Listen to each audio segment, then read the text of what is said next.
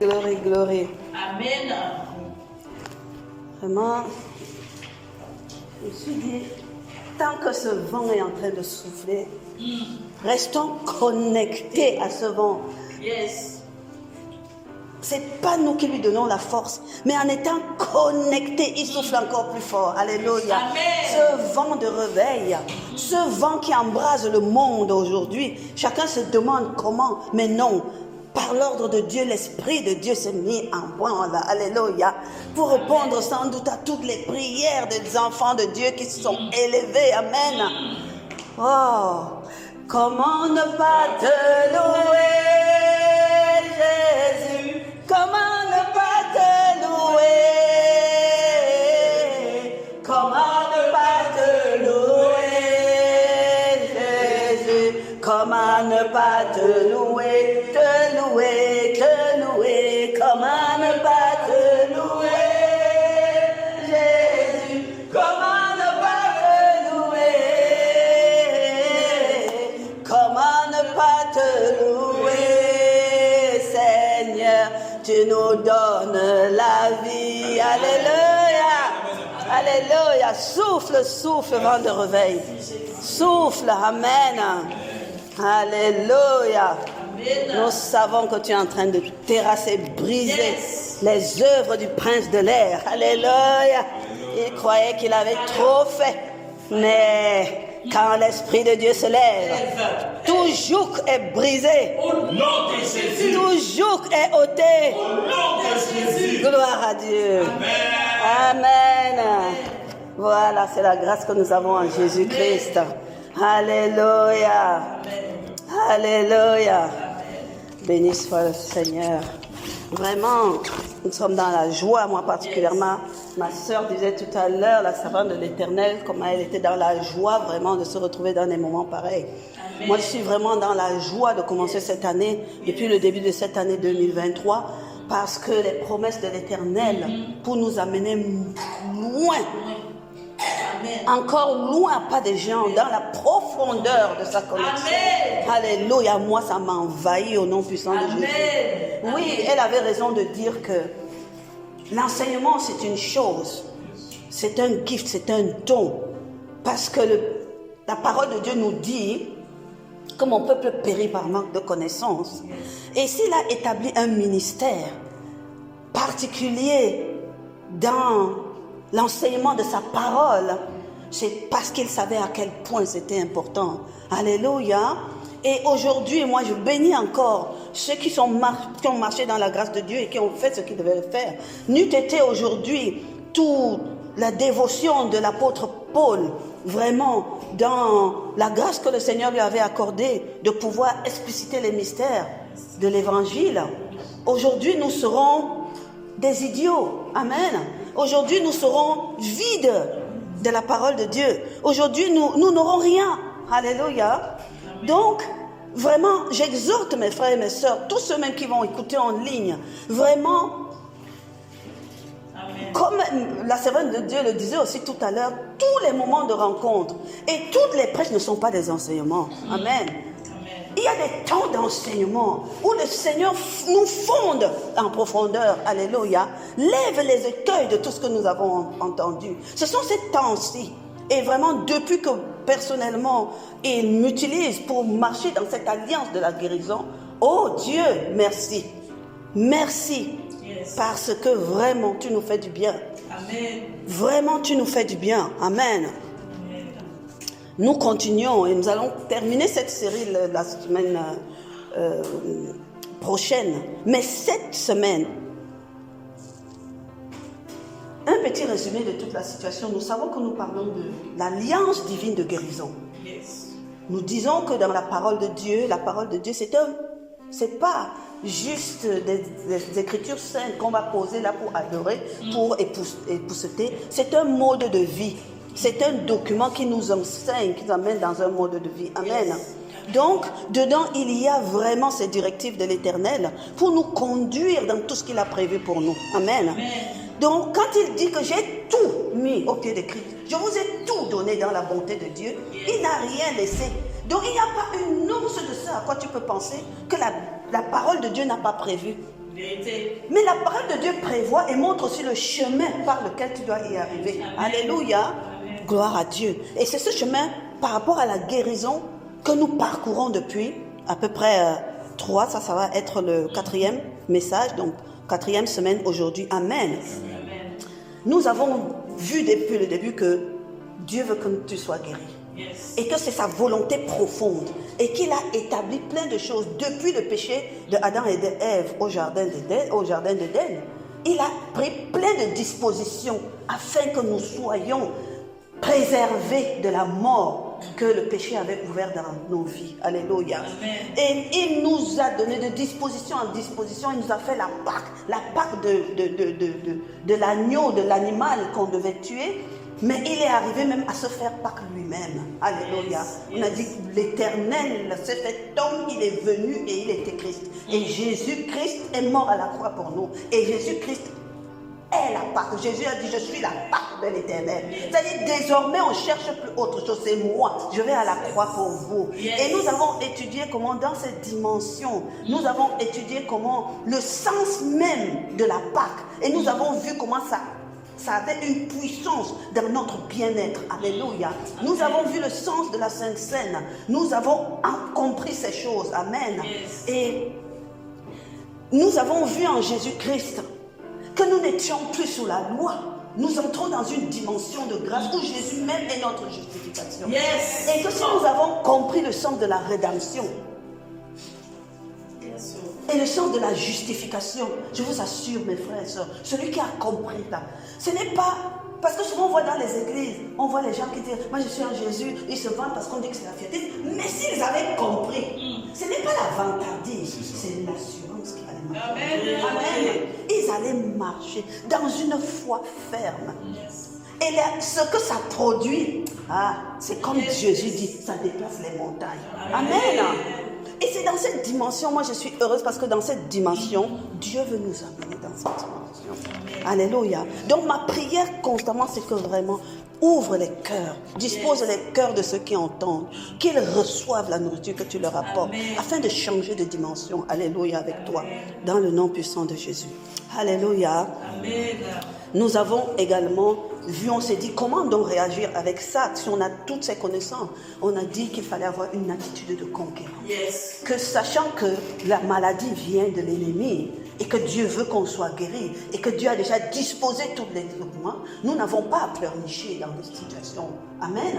Nous n'avons pas à pleurnicher. Nous devons nous rendre compte que c'est l'ennemi qui veut encore empiéter sur notre droit et sur notre héritage. Yes. Et nous devons lui dire non. Parce que Jésus-Christ nous a dit, en mon nom, je t'ai donné tout le pouvoir. Yes. Alléluia. Et nous devons apprendre à combattre. Amen. Nous avons vu dans quelle attitude nous devons combattre. Et nous avons vu aussi les armes qui étaient à notre disposition. Amen. Ces armes-là, et comment est-ce que nous devons travailler avec, etc., les manipuler pour pouvoir arriver à vaincre, à dominer. Mais nous avons terminé en disant, il y a 2 éléments fondamentaux qui rentrent en jeu dans cette, pour déclencher la victoire, pour la manifester. Parce que la victoire est là. Jésus a dit, je l'ai vaincue. Mais pour que la victoire, on la croque, on la mange, on la cible. Amen. C'était la foi et le Saint-Esprit. Yes. Qui agit comme des percuteurs. Ça dit, tu as une arme, tu as un missile, tu es déjà bien armé. Quand on voit le missile, même l'ennemi a déjà peur. Mais seulement, si le missile n'a pas son détonateur, c'est justement un gros truc. Ça n'aura aucun impact. Si ton pistolet a même les balles, plein de balles, tout ça là, mais ça n'a pas son percuteur, tu vas tirer comme ça, tu vas te donner la balle, ne va pas. Donc inefficacité. Donc il y a 2 choses pour que tout cela devienne une bombe entre tes mains. C'est la foi et le Saint-Esprit. Amen. Amen. Et ça, c'est le message d'aujourd'hui et le message de dimanche prochain. Pour clôturer, amen. Amen, amen, amen. Glory, glory, glory. Oh Yahweh, gloire à toi.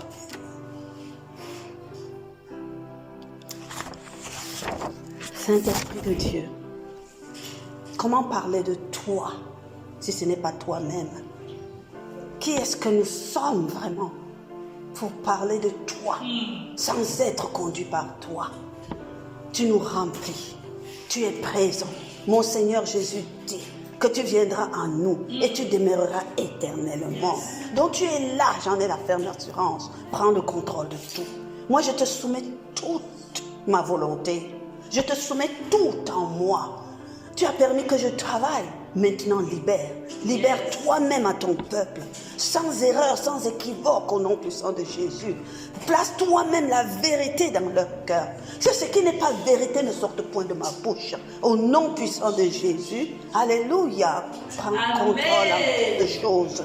Je donne toute ma volonté, toute ma soumission au nom puissant de Jésus.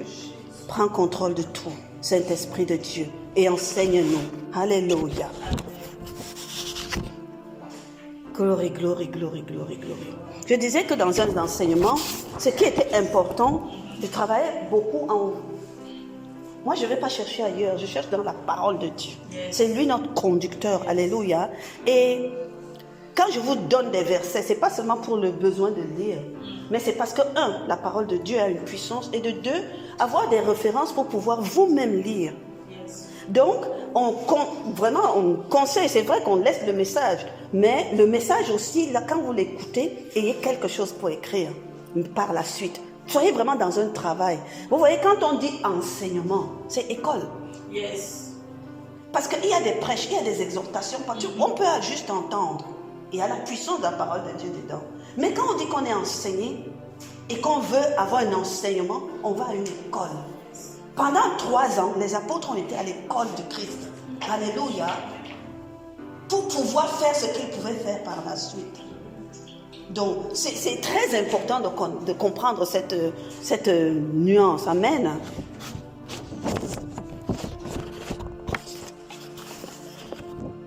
Quand nous suivons le déroulement aujourd'hui, il est important de comprendre une certaine notion. Aujourd'hui, nous allons parler particulièrement de la part du Saint-Esprit. Pas qu'on va faire un enseignement sur le Saint-Esprit. Le Saint-Esprit, c'est tellement immense.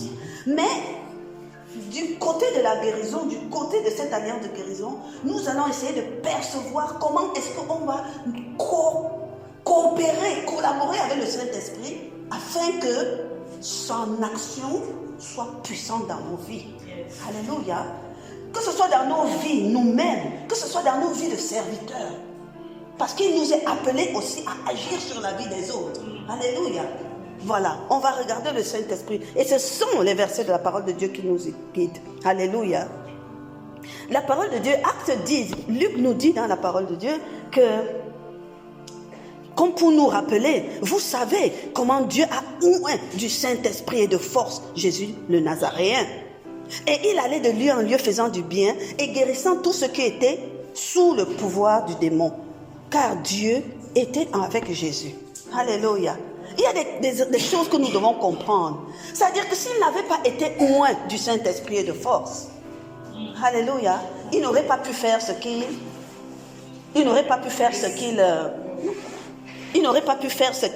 avait fait. Amen.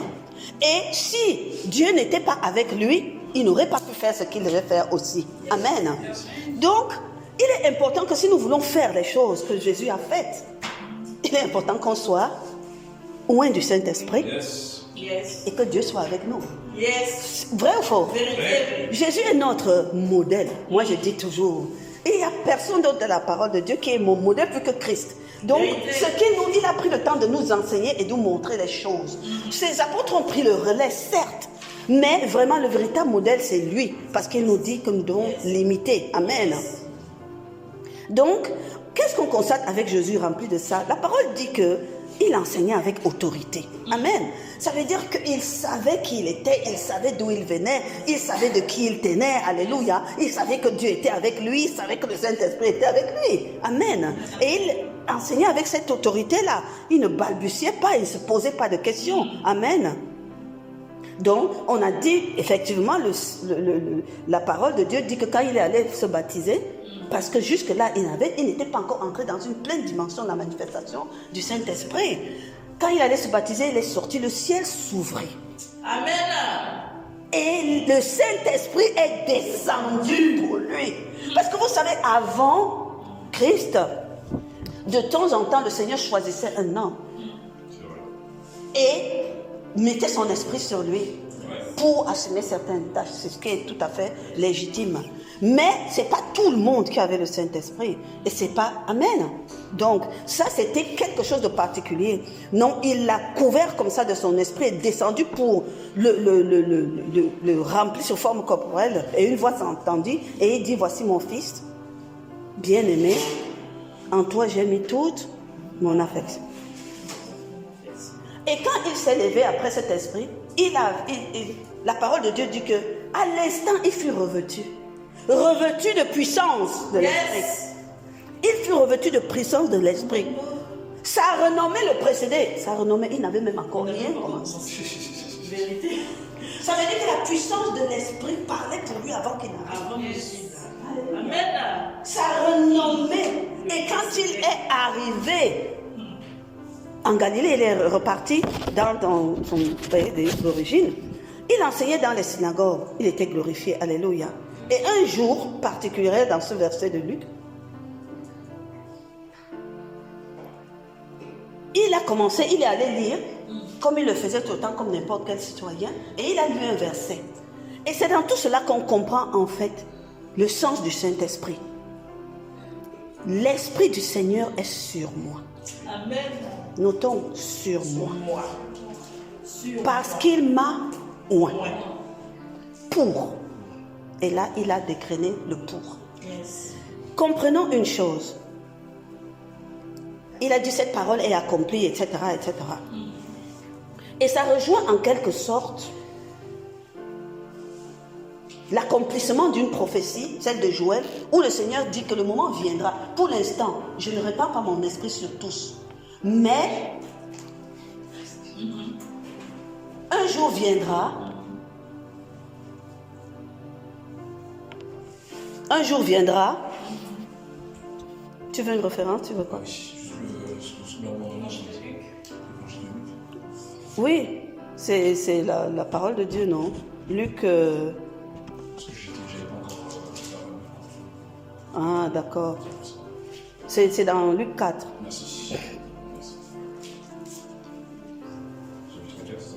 Oui, chapitre 4, c'est tout ça là jusqu'à... Voilà. Donc, dans Acte 2, 17, Luc reprend la prophétie aussi de Joël. Dans Joël 3, 1, Luc le reprend. Et la prophétie où dit, le Seigneur dit qu'un jour viendra où il reprendra de son esprit sur toute chair. Il reprendra de son esprit sur toute chair. Alléluia. Il n'a pas fait d'exception sur les chairs. On est d'accord. Il viendra un jour où toute chair recevra les esprits. Les filles prophétiseront, les jeunes auront des visions et les vieillards des songes, etc. etc. Yes. Ça veut dire que cette dimension-là, un jour viendra où je la reprendrai. Et ce jour est arrivé, nous dit Jésus. Jésus est en train de dire, la prophétie là est accomplie. Alléluia. Donc aujourd'hui, à partir de moi, toute chair sera à même de recevoir ce déversement d'esprit. Amen. Donc si quelqu'un croit que non, ce n'est pas de mon ressort, ce n'est pas pour moi, c'est seulement pour les archibishops hautement désignés. Non.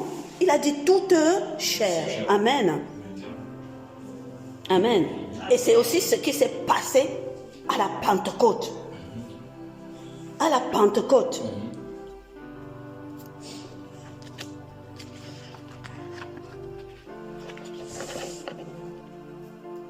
Il y a aussi deux choses qu'il faut que nous comprenions avant de rentrer vraiment dans ce que fait le Saint-Esprit. C'est que par les enseignements de Paul, nous pouvons comprendre deux choses. Que Dieu a mis des arts de son esprit en chacun. C'est quoi les arts? Les arts, c'est un gage. On dit souvent... Tu vas dans un magasin, bon, ça se passe beaucoup en Afrique, ici les gens veulent leur argent en cash. Tu vas en Afrique, tu trouves dans une boutique une paire de chaussures qui te plaît. Tu donnes les arts au boutiquier, tu réserves la chaussure. Théoriquement, jusqu'à ce que tu viennes la prendre, la chaussure est à toi. Amen. La chaussure est comme si elle était à toi sans être à toi. Parce que tu n'en jouis pas encore, mais c'est à toi.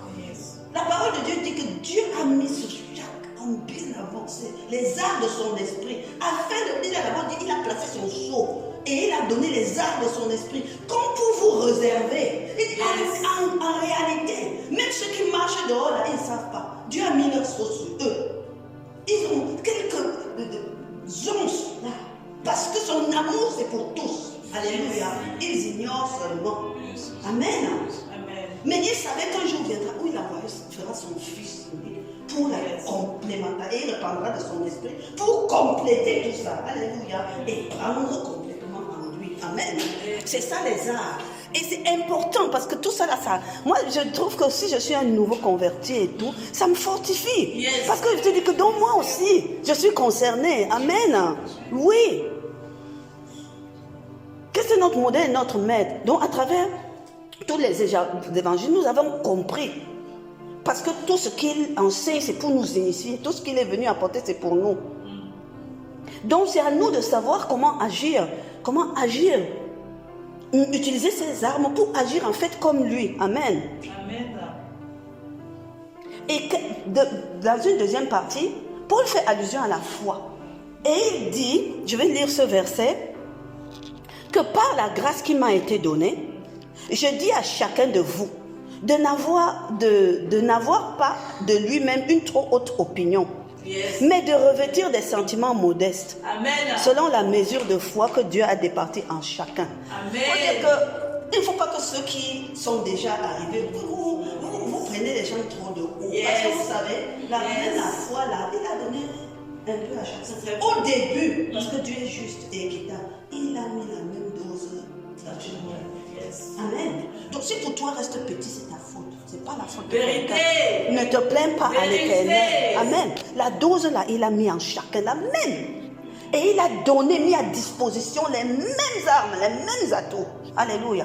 Donc si quelqu'un là, pour lui reste petit, interroge-toi. Ne va pas chercher la malchance ou la malédiction du village. Amen. Amen. Voilà. Amen. Maintenant, si nous avons les arts de l'esprit et la foi, nous sommes tous au même pied d'égalité, devant Dieu et devant Jésus qui a donné sa vie pour tous. Amen. Donc c'est pour ça que je dis, étudions plutôt comment coopérer, comment nous allons faire pour en tirer le meilleur parti, puisque Dieu dit que ça peut dépendre de toi. Alléluia. Parce qu'en matière de guérison divine, beaucoup attendent peut-être que ça vienne de quelqu'un d'autre. Absolument. Nous arriverons à ça. Parce qu'aujourd'hui, nous rentrons dans la partie des guérisons instantanées, nous allons voir. Mais c'est par la foi et le Saint-Esprit qu'on arrive à ça, dans tous les cas. Nous allons arriver, parce que ce sont les manifestations de dons, on va arriver. Mais l'Esprit en lui-même est en chacun. Alléluia. Yes. Pour faire des choses, des bonnes choses en Jésus-Christ. Amen. Alléluia. Amen. C'est très, très, très important. Maintenant, le Saint-Esprit, essayons de comprendre. Vous savez que les choses de Dieu, ça se comprend en esprit. Il a dit, moi je veux les adorateurs en esprit et en vérité. La vérité de sa parole et l'esprit de son esprit à lui. Amen. Donc, beaucoup de gens n'exploitent pas beaucoup la puissance qu'il y a dans la foi en Christ parce qu'ils sont trop en chair. Ils sont trop dans le naturel. Ils sont trop dans les sentiments. Or, la spiritualité et le surnaturel se vivent surnaturellement. Amen. Donc, mais Jésus-Christ lui-même, pour nous expliquer ces choses, a dit dans la parole, est-ce que la nature ne vous enseigne pas? Et il prenait beaucoup d'exemples de la nature pour nous faire percevoir et décoller avant de nous parler de la part spirituelle qui devait nous faire voir. On va faire ça comme ça avec le Saint-Esprit. Et pour essayer de comprendre. Vous savez, quand on parle du Saint-Esprit, on dit puissance, énergie, force, etc.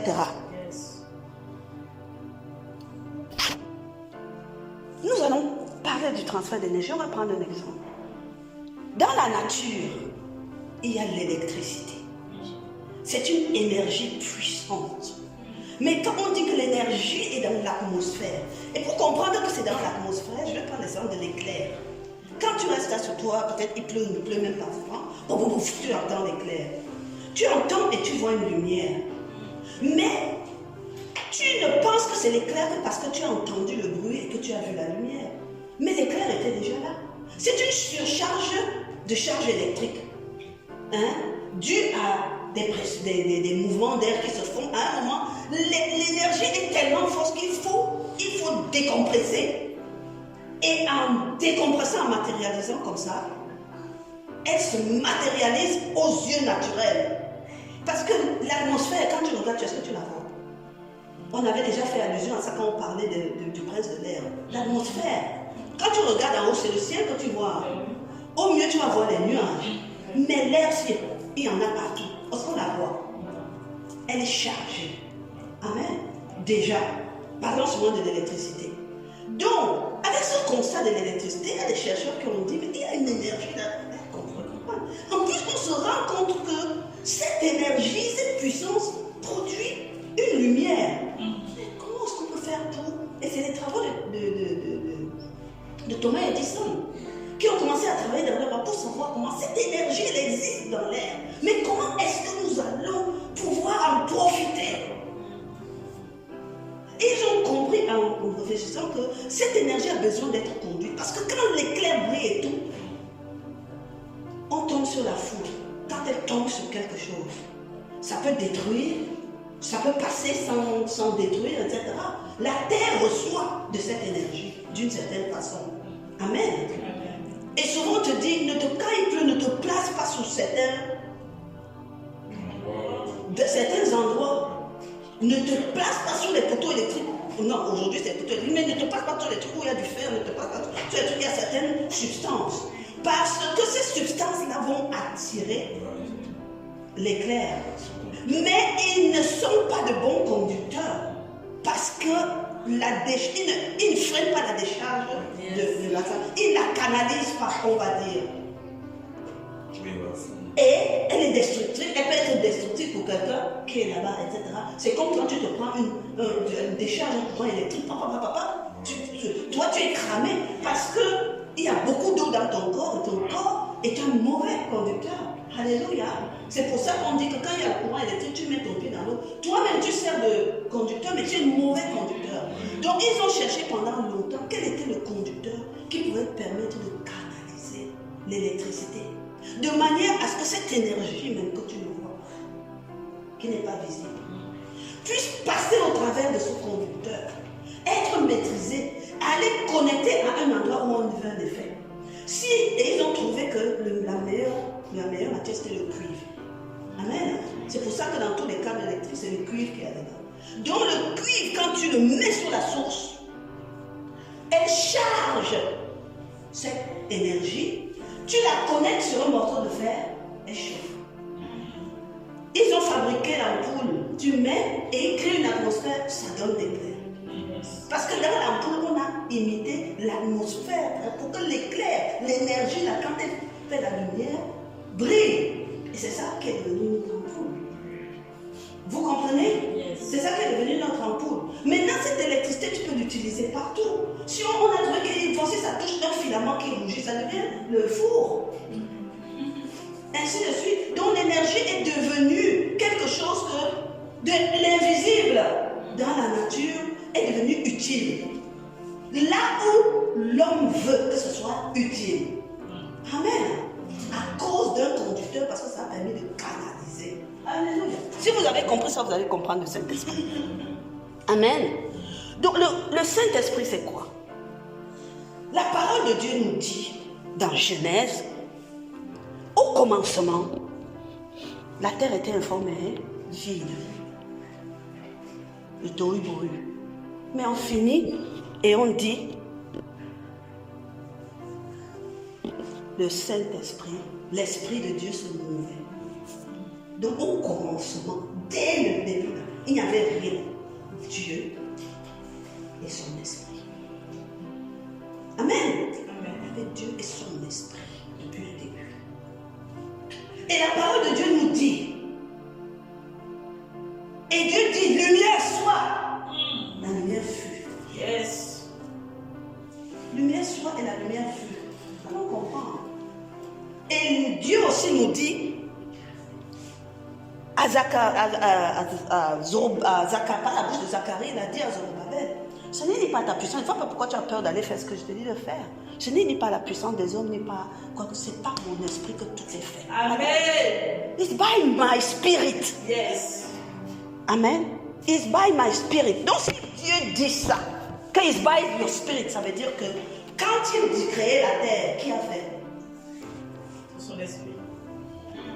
Il a dit, ce n'est pas rien, c'est mon esprit qui fait. Yes.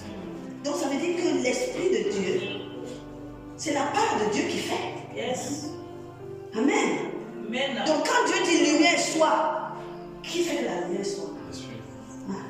On ne dit pas ça, comprenons bien. C'est le Saint-Esprit qui est à l'action. Yes. Amen. Parce que Dieu est Dieu. On va y arriver. Vous allez comprendre. Alléluia. Le Saint-Esprit se mouvait dans les eaux. Amen. Donc, l'Esprit de Dieu, à l'instar de l'image de l'électricité que nous avons, l'Esprit de Dieu, c'est une énergie. C'est l'énergie divine. C'est la puissance créatrice opérationnelle de Dieu. C'est sa main qui agit. C'est sa main qui amène toutes choses à l'existence. Amen. C'est cette puissance du Saint-Esprit. Sans le Saint-Esprit, rien ne serait manifesté. Yes. Amen. Amen. Rien ne serait manifesté. Donc c'est cette énergie qui est divine, puissante. Amen. Amen.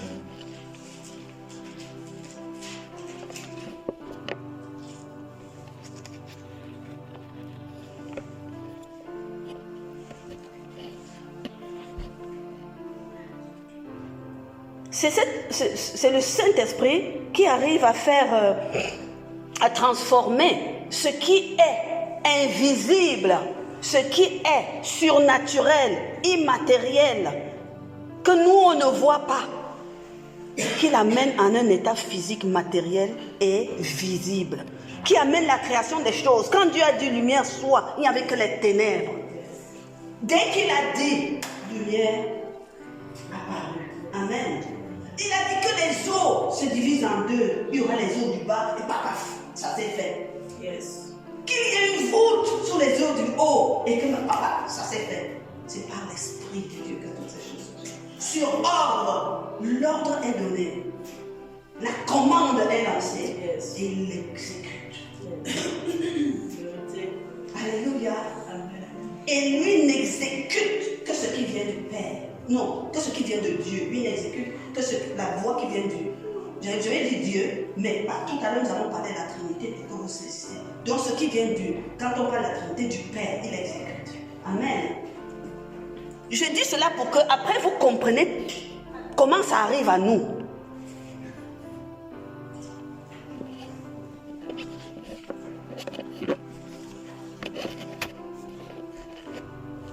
Et le Saint-Esprit est chargé de cette énergie créatrice donc et manifeste tout ce qui vient des voix autorisées.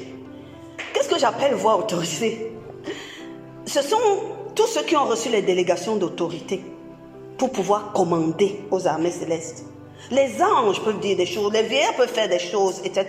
On commande, toutes ces personnes n'obéissent qu'à Dieu. Toutes ces personnes-là, toutes ces armées du ciel, Saint-Esprit n'obéissent qu'à Dieu. Ce sont des voix qui sont autorisées. Amen. Ils ne font, même quand on dit qu'il y a un ange à côté de toi, n'en fais pas, ce n'est pas toi qui lui donnes les ordres. Ces ordres viennent d'en haut. Amen.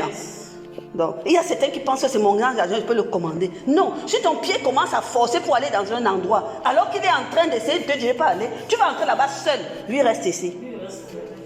Amen. Donc, il faut bien comprendre. Mais, ce qui est bon pour nous là-dedans, c'est que Dieu s'est fait homme. Et il a tout mis au pied de notre Seigneur Jésus. Dieu s'est fait homme. Vous lisez ça dans votre Bible. Dieu s'est fait homme. Il a été engendré par le Saint-Esprit et par Amen. Ça veut dire que l'homme qui est venu a l'apparence d'un homme, mais il est divin. C'est pour ça que Jésus était différent de tous les hommes à côté de qui il marchait. Alléluia. Parce que c'est ça aussi qu'il faut qu'on comprenne. Il y a beaucoup de gens qui ne comprennent pas la Trinité du Père. Alléluia. La Trinité de Dieu. En Jésus-Christ, il a dit, j'ai tout mis à ses pieds. Et je lui ai donné le pouvoir sur toutes choses. Gloire à Dieu. Amen. Jésus-Christ vient. Il dit, prenez mon nom. Et en mon nom, vous avez tout le pouvoir que moi j'avais. Amen. Tu comprends ça comme ça? Alléluia. La délégation est déjà partie de Dieu là-bas. Yes. Ça a traversé Jésus et c'est déjà à notre niveau. Vérité. Donc nous devenons pour le Saint-Esprit une voix autorisée. Alléluia. Nous devenons pour le Saint-Esprit une voix autorisée. Mais comme c'est le Saint-Esprit n'obéit qu'au Père, il a fallu que Jésus-Christ, qui lui est la partie vie, celui qui venait donner la vie pour être l'agneau immolé, Jésus-Christ n'est pas le Saint-Esprit. Jésus est la partie. Donc, au départ, le Saint-Esprit ne lui obéit pas. C'est pour ça qu'au début, Dieu a dû remplir du Saint-Esprit. Amen. Mais elle a dit, est-ce que vous m'aimez? Celui qui m'aime et qui suit mes commandements, qui met en pratique mes commandements, je prierai le Père pour qu'il vous envoie du Saint-Esprit. Amen. Moi, j'ai lu ça parce que dans le verset là, il y a un et. Si tu m'aimes et que tu mets en pratique mes commandements, Deux choses. et moi, je prierai le Père. Cela dit, Ouais, voilà, c'est ça. pour qu'il vous envoie le Saint-Esprit. Donc, si tu veux que ta part du Saint-Esprit grandisse, aime encore plus Jésus et fais ses commandements. Plus tu vas pratiquer les commandements de Dieu, plus la part de l'Esprit de Dieu agissera dans toi. Alléluia. Donc, il a utilisé de son autorité et de son privilège auprès du Père pour demander au Père, comme tu m'as donné le Saint-Esprit là, pardon, donne-leur aussi ça.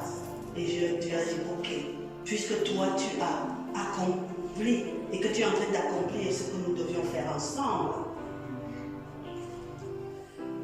je leur envoie le Saint-Esprit. Amen.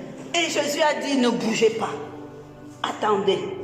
L'Esprit de Dieu viendra. Il surviendra sur vous. Amen. Et il sera en vous. Il sera avec vous éternellement. Oh my God. Amen. Mais me voici aujourd'hui donc. Ça veut dire que l'énergie créatrice et puissante de l'Éternel, celle qui amène toutes choses à manifestation, désormais est en moi, avec moi, sur moi, autour de moi. Et je peux parler. Amen. Ma bouche peut commander conformément au dessein du Père. Amen. Et ce Saint-Esprit va agir. C'est ça que nous devons comprendre à présent la puissance de l'énergie du Père en Christ.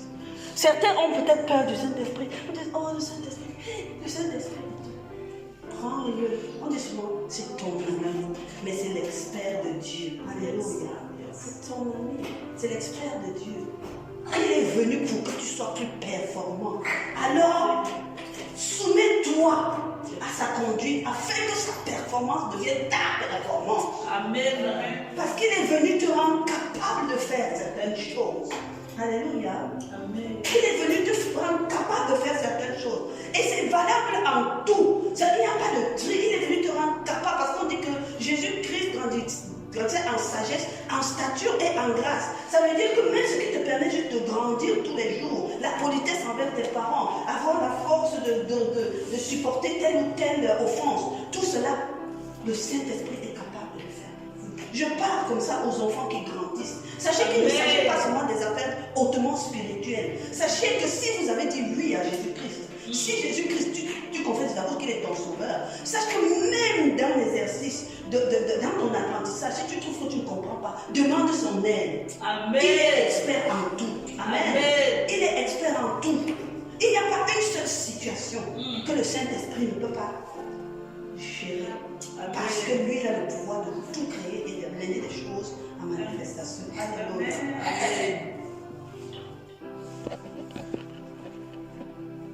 Nous sommes les alliés du Christ. Nous sommes ses alliés. Et vraiment, il nous délègue cette autorité-là aussi. Alléluia. Donc, avec cette autorité de Christ, comme Dieu pouvait dire lumière sort, c'est avec la même autorité remplie du Saint-Esprit que Jésus pouvait venir et dire Lazare, lève-toi et sors. Marche. Paralytique, lève-toi et marche. Yes. Alléluia. puissance du Saint-Esprit, mettez les choses en exécution. Amen. Et c'est pour ça aussi qu'on a pu voir Pierre, Paul, les apôtres, et même bien après, qu'ils pouvaient, les cas de résurrection, on les voit encore aujourd'hui, les cas de guérison miraculeuse, les jambes qui reprennent vie, des organes qui reviennent alors qu'on les avait enlevés. Yes. On a vu des choses. Alléluia. Et même dans notre vie plus proche de nous, oh, Jésus-Christ est déjà mort à la croix. Il a dit lui-même, je ne serai plus avec vous. Mais ce qu'il nous a délégué, il nous a délégué le pouvoir, la capacité de faire toutes ces choses. Alléluia. Amen.